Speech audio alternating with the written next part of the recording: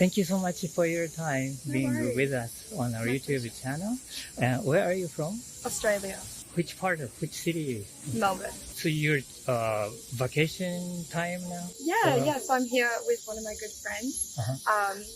But she couldn't make it out of the apartment today, so I went and did a bit of exploring in Osaka. Is this the first time in Japan? Yeah, it's my first time. Oh. Yeah.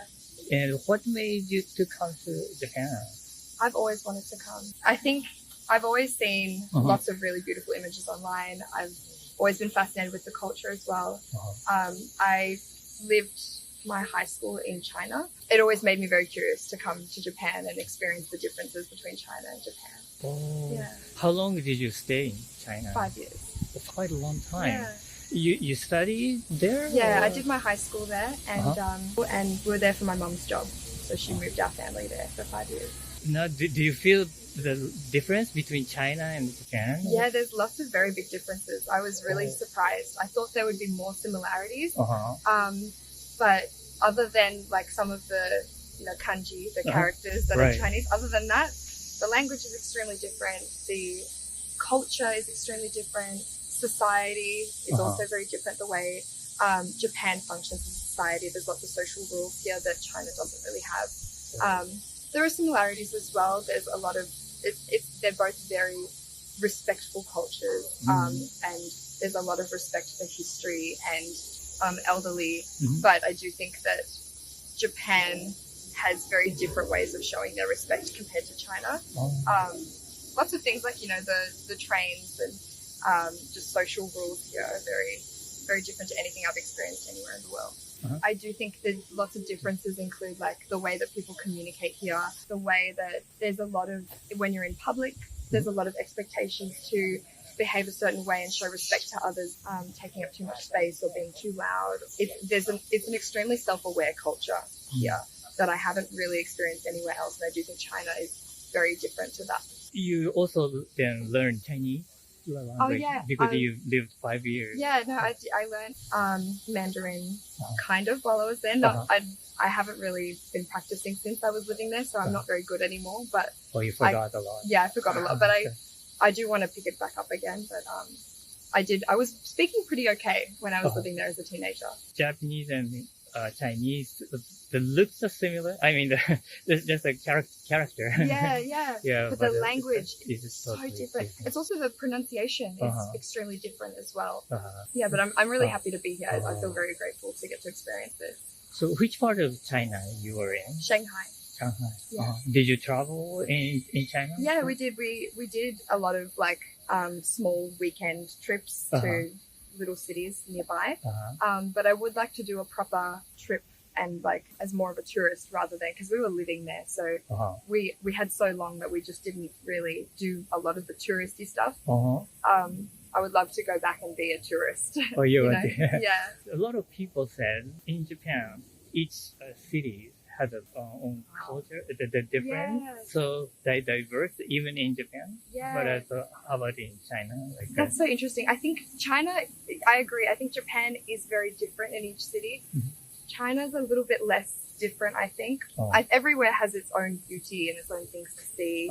But in terms of the people and the vibes, I think they're pretty consistent. But in my 5 years there, I never actually went to Beijing. So I would love to go back as a tourist and see Beijing properly. I would love to go back and see the difference between Beijing and Shanghai. In Japan, I think there's a lot more difference between cities there. How many days you've spent in Japan so far? Almost 3 weeks. So you've seen many the cities? Tokyo, Hakone, Kyoto, Osaka, and I'll go back to Tokyo. It's very soon for another few days, and then I'll go. In other Asian countries, have you traveled before? Yeah, I've been to the Philippines, I've been to Phuket, and I've been to Malaysia. That's all the Asian countries I've been to. So comparing with those countries, also the Japan is distinguished kind of culture. Japan is very, very different to anywhere I've been. I knew that there was a lot more American influence here as well. So I was interested to see how that affects the pop culture, because pop culture is so significant in Japan. It's very amazing to experience.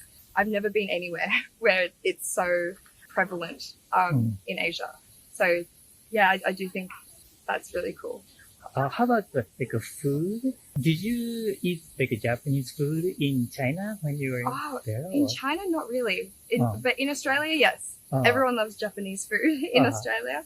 In China, there wasn't a lot of Japanese food, to be honest. Yeah, in Australia, we have sushi a lot. We have ramen everywhere. Yeah, I love Japanese food so much. Yeah. Yeah, because in Japan there are so many Chinese food restaurants. Yeah. So yeah, I was wondering if they have like. Well, maybe I'm wrong, but when I was living there, because I was a teenager, so I wasn't an adult. I couldn't go out by myself and things like that. I was younger with my family, so maybe if I was an adult, I'd be able to see a bit more and be able to tell. But I don't remember going to a lot of Japanese restaurants. They definitely were there, definitely. Right. But maybe more in more like touristy areas or in more like wealthy areas, rather than like, you know, pop-up sort of shops. Yeah. I see.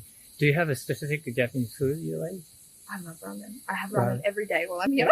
I'm having ramen every day. I love sushi, but I don't like rice as much as I love noodles. And the flavors are just amazing, and the meat here is amazing as well. Ramen has so much diverse. I know, yeah. I think. I love udon. Udon might be my favorite. Okay. Yeah. So did you go to Kagawa Prefecture? I mean, like Shikoku area? Where is that? Do you know Shikoku? No. There are 4 main lands in Japan. Okay. The northern part is Hokkaido. Oh, yes. Yeah, and now we are in is Honshu, the biggest island. I understand. And a little southern island called Shikoku, and there are 4 prefectures. That's why we call Shikoku. Oh, yeah. And the one prefecture in Shikoku is a Udon prefecture, we call it. Wow. And it's very the closest prefecture from Osaka. How long does it take? I don't know, but it's pretty close because there is the bridge over here and there. Yeah, if you go there, probably you can immerse by the udon. So if you're interested. That's great. Thank you so much. Maybe if I have time, I'll go. But still, even like udon, there are many kinds of udon. Yes. Right? Yeah. Have you eaten like a ise udon? Do you know? No. What's that one? It's a very close thing from here. Ise is a part of Kansai area. And do you know Mie Prefecture? It's the southern part of Kii Peninsula. Yeah. And there is the Ise Jingu, which is very original, like a shrine in Japan. Yeah. And that area has the udon also. But it's very different from the Kagawa's udon. How long does that take to get to from here? Maybe 1 hour, 2 hours?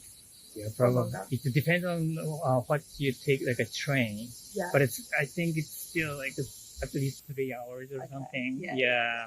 I have to come back with more time to see these things. Yeah.